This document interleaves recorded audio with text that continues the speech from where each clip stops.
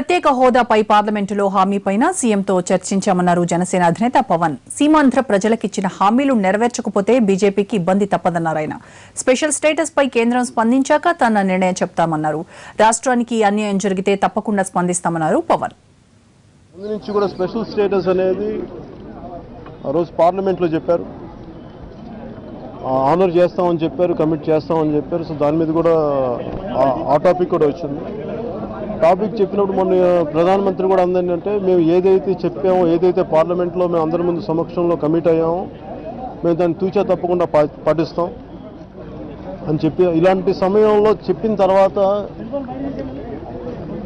దాన్ని వాళ్ళు ఇంకా ప్రధానమంత్రి గారు ఏం చేస్తారు, కేంద్ర ప్రభుత్వం ఏం చేస్తుందో తెలియజేసిన తర్వాతే స్పెషల్ స్టేటస్ అంటే దాని పేర్లు ఏం పెట్టినా కానీ అసలు వాళ్ళు ఏ విధంగా ఆర్థికంగా ఆదుకుంటారు రాష్ట్రాన్ని లేనప్పుడు మనం ఏం చేయాలనేది ఆ రోజుకి ఆలోచిద్దాం. అది ప్రధానమంత్రి గారి దగ్గర నుంచి వాళ్ళు ఏమి ఇస్తారు ఫైనల్గా ఇచ్చిన తర్వాత దాని మీద మన స్పందన చేద్దామని అనుకున్నాను. అదే ముఖ్యమంత్రి గారికి కూడా తెలియజేశాను.